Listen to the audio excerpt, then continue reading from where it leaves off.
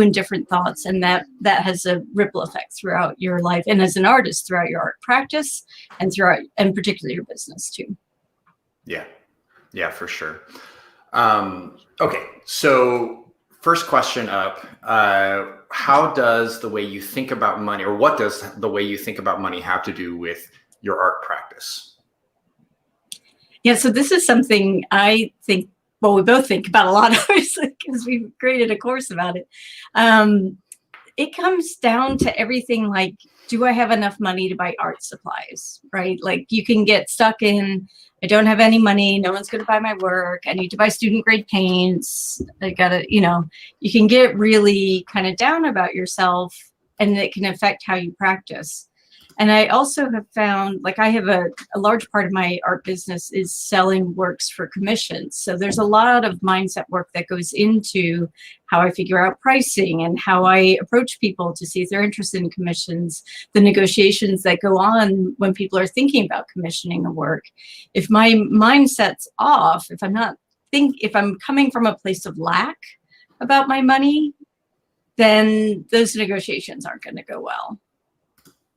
And then that affects how I'm painting, and my enthusiasm for the work I'm doing, my sense of meaning about the work I'm doing, my sense of connection to the work. It's extraordinary, the power that just thinking about things can have on how you paint day to day or make art. To tag on to what you just said, Sarah, about the practical concerns about materials, there's also the very practical concerns tied to time, and time and money are tied together. On one level, if we have one or more day jobs, those day jobs need to pay us enough money that we don't have to work for so many hours a day that we don't have enough time to make our creative practice. And we also, if we have other jobs, they need to leave us with mental space to be able to be creative. And to tie into what you were talking about with negotiation is if we have that mindset of scarcity, which a lot of artists do, because it is sometimes literally taught by the way that teachers talk to us about what to expect or how artists have been throughout history. When we come to the table with that mindset of scarcity, it brings like an emotional thing to negotiation, which and then in that you can't win anymore. And I don't mean like it's a win or lose in a negotiation, but when you're talking to people, a lot of people who are, if you are actually negotiating, a lot of people have experience with negotiation, and they're coming at it from a very neutral point of view with facts-based. And so when we can be okay or more relaxed about money, we're able to bring that kind of, let's call it A game, to the table without having like all of the mental baggage that we might have otherwise. So I mean, it touches on all the different facets. Yeah, and I think a lot of artists feel this on a really deep level, right? Like a few years ago, I used to teach fairly regularly as a guest lecturer at Pacific Northwest College of Art in Portland. I guess I'm naming names. And one of the events that I taught at, there was an artist who actually, it was a big event in the main lecture hall. And there were probably about 500 people attending this event, and somebody stood in the back and yelled something negative about capitalism and threw water balloons at the stage. And I feel like every artist has either gone through that phase or is good friends with people who have gone through that phase in their life. And the reality is, like, you can continue to make art pretty much no matter where you are with whatever supplies you have. But there is a game to play where if you want to make a decent living, if you've got kids and a family that you want to support, or you want to just be able to eat good food, like, and own a house, there is a game that you have to play where you have to learn to make your peace with learning how to play the game. Right. That doesn't mean you have to do it in the way that makes you feel bad. It doesn't mean you have to do it in a way that is draining or makes you less of an artist. And a lot of the artists that people really respect make a lot of money. So you just have to figure out what that means for you. And I'd be curious to know from the two of you, did you ever struggle with this? And if so, how did you come to make peace with the, making money side of art, of making art? So one of the really interesting things about this kind of conversation is no one ever asks a plumber if they have ethical considerations about helping people with plumbing, right? And yet in the art world, I mean, Jessica and I both have MFAs. We went through art school. We've been part of that conversation about capitalism and all the complexities that come with that. And how I came to peace with that is, and this is the system I'm in. And there are things I can do to shift that system. Like I can, in my writing, I can talk about things. I can highlight things in the subject of my art. I can give money to charities that are making a difference in shifting that system. And I am still a person functioning in this system. This system has its way of being, its rules. And so like kind of giving myself permission, like it's okay. It's okay to want a decent life. The thing I think that's a little bit different for a lot of artists is we don't just want it for us, we want it for everyone, right? And so part of that is having that decent life ourselves, and so that we can help be part of creating a world in which everyone has a decent life, if that makes sense. Yeah, we're not playing a zero-sum game. Right. I will say I have also seen artists who are deep into believing that capitalism is flawed and evil, and still choose to play the game so that they can use the money to undermine the evil parts of capitalism. And I think there's something noble and awesome about that too. Yeah, one Robin Hood thing to it. The thing, is like we can, yes, like Sarah said, we are part of a system that happens to value capitalism. But just because we are selling our artwork doesn't mean we're complicit. I mean, like people have been selling their wares for since humans were around, right? We just happen to be trading our artwork for money. So that we can then put a roof on our head, like you just said, and feed our and make more art and making the world better. Yeah. So Jillian in the chat says, "What are the rules of the game?" And for those who are watching, if you're watching on YouTube or Facebook, we're broadcasting from Crowdcast. So if you see me looking off screen, it's because I'm looking at all 3 of our live streams to make sure that they're all still functioning, and I'm monitoring comments. So on Crowdcast, Jillian says, "What are the rules of the game?" Which is such a great question. And her other question is, "I'm okay about pricing my art. However, I'm totally unable to talk about it. No idea how to introduce a highly priced work and make it a comfortable conversation." So I think these are essentially the same question. What are the rules of the game? How do I talk about my high priced artwork and make it comfortable?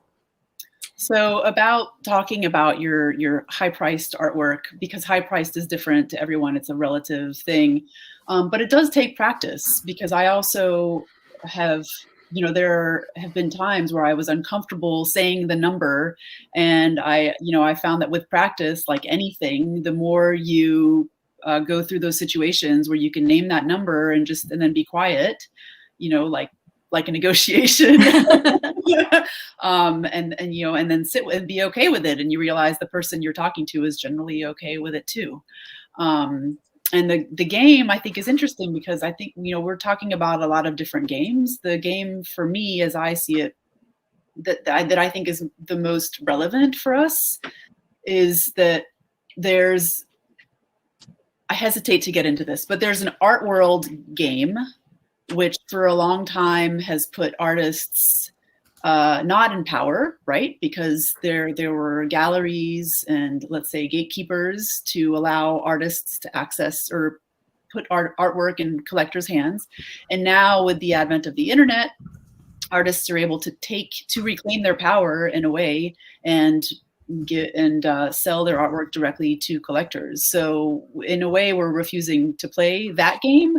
And for us to play this new game that we're creating the rules about, being okay with money, and being accepting that money is not this evil force, helps us, create the new rules. Really, it's a neutral tool. It's just a tool. Yeah. Right. Yeah, and I think understanding it's something neutral has been really powerful for me. Yeah. Yeah, because a lot of conversations about money and evil and all that kind of stuff from my growing up. So let's talk about that practically a little bit. So Jessica, you said that high priced is relative to each collector, which is absolutely true. You might have a collector who, you know, they feel uncomfortable spending $100 on a piece, and some collectors don't bat an eye at spending $5,000, right? So it's completely different for each collector. But Jessica, let's say that it is, you know, whatever high price means to you. How do you introduce a high price piece and talk about it with your collectors? And then Sarah, I want to hear the same answer from you. I mean, to me, I'm just like we're talking about money being a neutral force, a neutral thing. You know, once we accept that it is okay to ask for money for our artwork, it gives us a certain what's the word? First of all, I feel better about it in the studio.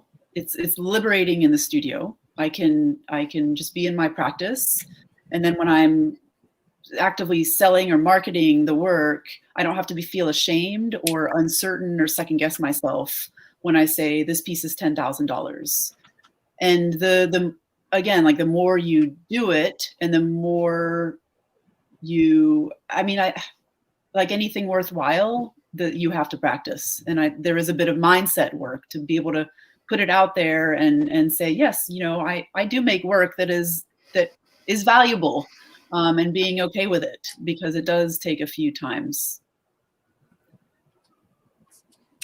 And for me, there are a couple of things that came up when you were talking about that. One, I think, is understanding that art is an aspirational luxury purchase.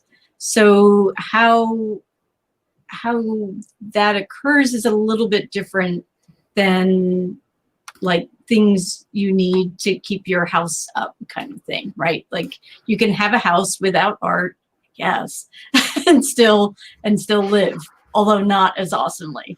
So it's the difference between why would you go to Payless Shoes versus Nordstrom's? What is it you're getting from Nordstrom's? It's the experience, it's being taken care of, the nurturing. It's not that you're not taken care of in Payless or and you don't get a product, but they're creating different experiences. And you might, depending on what your income's like, you may or may not have to save up to go shoe shopping at Nordstrom versus shopping at Payless. So there's that aspirational aspect. One of the other things I've done is I've just made my prices easy for people to find. I think that's like at the tactical level as opposed to the mindset level, but I don't make it hard for people to figure out my prices. I include it in my Instagram posts. I put it on my website. A lot of artists hide their prices and want people to contact them. That's putting up some obstacles for people and send some, like, people don't really know what to think about that message. Like a lot of people, I think, assume I can't afford it. That's why they don't have those prices. But with the advent of Amazon, like people expect to see prices readily and be able to click and put it in the cart and go. And I'm glad to see more and more artists are starting to get comfortable with sharing their prices, because I think that's a better practice. And the other thing I like to remember is that people are people. This is a motto from my husband, who's a retired U.S. Marine Corps vet, and he, you know, people are like, oh, thank you for your service. You know, we have conversations about how people perceive people in the military and this kind of idolization of them. And he's like, no, people in the military are all different kinds of people. It's the same with people with money. They're all different kinds of people. They're good people with money. There are people that are not so ethical with money. It's the whole range. Just because you have money doesn't mean you're one thing or another. You're still a person. So that's kind of helped me get all a little unentangled. Yeah. I will say, like, I grew up in very poor circumstances, right? And as my career progressed and I've had the opportunity to meet some people of means, people who are rich, essentially, they're just people. Yeah. Like they have the same insecurities and foibles and problems that we all do. And at the end of the day, we all just want like to sit in a house full of objects that inspire us and make us feel good, right? and artists want to make those things. So it's a good match. Yeah. And I will say, for a lot of artists, one of the things that I see as a method of self-sabotage is thinking about your own experience during the conversation, during the sales transaction, rather than simply sharing your excitement and asking this person if what you're doing, if your art will meet their needs, and if they're excited about it, and making it an offering. Because if you become desperate to get the sale, that's a turnoff. People don't like that. But if you are just excited about the work and you can talk about it and talk about your inspiration, and you learn how to articulate yourself in a way that shares your excitement and enthusiasm, people respond very positively to that. And then that takes it out of making it about you and making it instead about your relationship with this person. Yeah, I think one of the things that also helps to ask for the sale, especially when you're getting into, asking for a sale when it's a more expensive piece, it ties into the way you were raised and to maybe where you went to school and to what, you're hearing from other friends and society about artists and what your time is worth. And so I think it does take knowing that what you're making is valuable, that you're a contributing member of society like anyone else, and all those mindset things about feeling like your work is a value, and so it takes some introspection to be able to get to that. And I also, just to give some perspective, every artist, no matter the level, has sometimes second guesses themselves and has these thoughts like, did I do enough? Is this really worth, $20,000? I mean, everyone at every level has these thoughts. Yeah. Yeah. So I want to talk a little bit about the upcoming course that we have, the 4 Foundations for a Thriving Art Practice. This course was built because Sarah and Jessica came to me late last year and said, hey, we should build this course about how to make sure that you're able to keep making art no matter where you are, what you're doing, how much money you're making from your art, or whether you have a day job. So I'd love for the two of you to share a little bit about what's in the course. The course starts next week, next Tuesday, the 23rd. So I would love to hear from the two of you, what's in the course and what should artists expect to learn from it. And then there's a few questions that have come in that I want to make sure we get to after you two talk about the course a little bit. So one of the things we wanted to cover in the course is, Cory, I coach the How to Sell Your Art Online 101 course for the abundant artist. And in that course, we talk about this kind of 3-legged stool of what you need in order to have an art business. And one is a body of work, and the other is a platform to sell it on and a way to collect money. And the third is an audience who has money that they're willing to use to pay for art. And we have really focused in on those last 2 legs of the stool, but we've not really ever talked about how do you make work. And a lot of the artists that come to the Abundant Artists have a strong practice already, but there are times in our lives, and I see this in the coaching I do with other artists, where our practice stumbles, where we lose confidence. And so we really wanted to have a course that helps get all aspects of mindset and some best practices with practice together, so that you can have that art, have that first leg of the stool, have the art that's beautiful, that's going to draw people in. Jessica. Yeah, so that I like the way you put that. I love that 3-legged stool image. So to give you guys an idea of the content of the class, is it's divided into 4 modules. And so in the first one, we work on the practical aspects of maintaining a studio practice. In the second one, we dig into mindset. And so this is the kind of mindset that helps you sustain your practice over the long haul. I think that's really the goal for a lot of us. And also the kind of mindset to help you if you do want to sell your work. And then in the third one, we get right into money. And so we keep working on specifically on money mindset, and then also practical money concerns as far as like budgeting and figuring out your money picture, big picture, let's say. And then in the fourth section, we get into the communicating, specifically writing about your artwork so that we can be as clear as possible for people and to help bring them into our work. Nice. Thank you both for sharing that.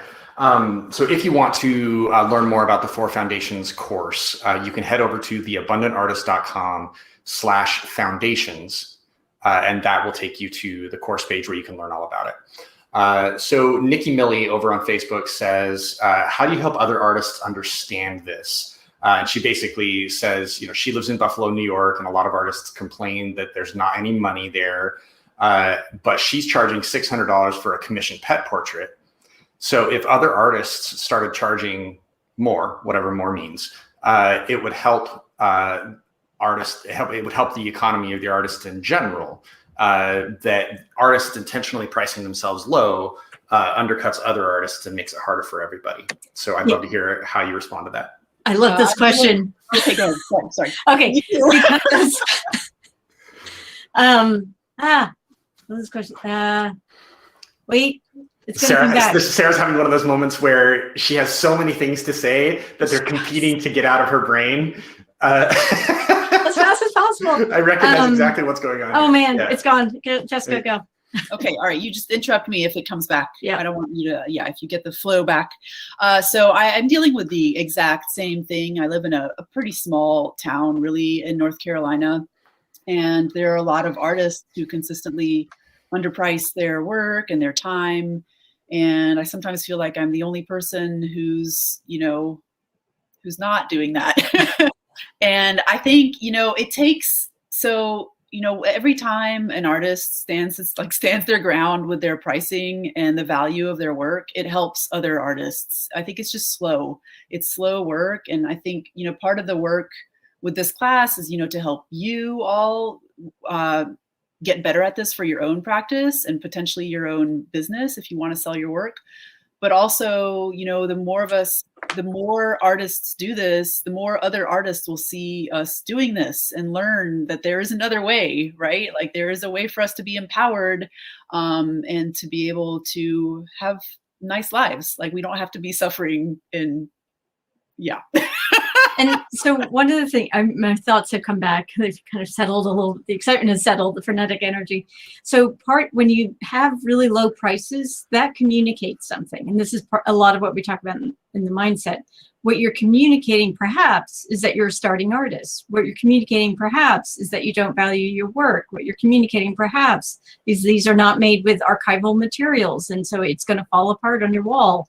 That is a whole other branch of art, ephemeral art, but we're talking about things like paintings and sculptures and things like that. So when you communicate, when you price, a large painting for $100, if you're not a starting art, if you're not just starting out, you're communicating that you don't value your own work. And there are things you can do to help make art more affordable, installment payment plans, things like that you can introduce if people are kind of hesitating. I saw that was a question Jillian had in the Crowdcast. If people are hesitating to buy, you can say, hey, just to let you know, I've got installment payment plans. There's information about it on the website. Like being able to point people to your website so they can sit down and read and that kind of thing. But again, when pricing your work that's competitive with market, and that's an influence these days of both your local market and the internet market. So you have to figure out how are you priced compared locally, but also how are you priced compared to other people. Like $600 for a pet portrait, that's good price for pet portraits for like a smallish, medium-ish size kind of thing. Yeah, absolutely. So I don't see any other additional questions, but I wanted to thank everybody who is watching. If this conversation is interesting to you and it's really resonating with you and you feel like this is something that I really need to address in my practice, whether you want to sell your art or you just want to get better at making art and feel less anxiety about the money side of making your art, our 4 Foundations for a Thriving Art Practice course would be a great fit. You can find out more about that course at theabundantartist.com/foundations. And Sarah and Jessica, before we wrap up, do you have anything else to share or say?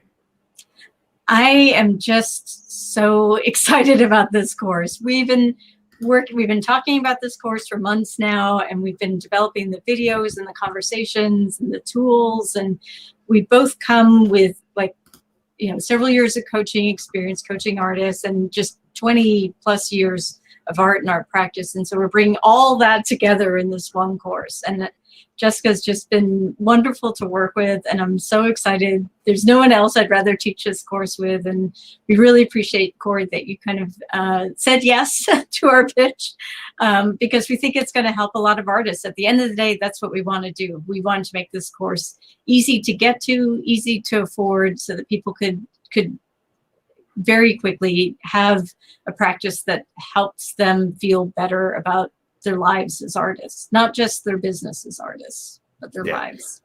And I'm excited that you're both doing it. We've got a decent cohort signed up already. It's not going to be a big, huge group. You're going to get a lot of individual attention from Sarah and Jessica. Jessica, any final words, final thoughts? I don't think I can't add anything to that. Sarah said it all. You too, Cory. Thank you, though. Thank you. All right. Thank you so much, everybody. Have a great day. Thanks, everybody. Thank you, everyone. Bye. Bye.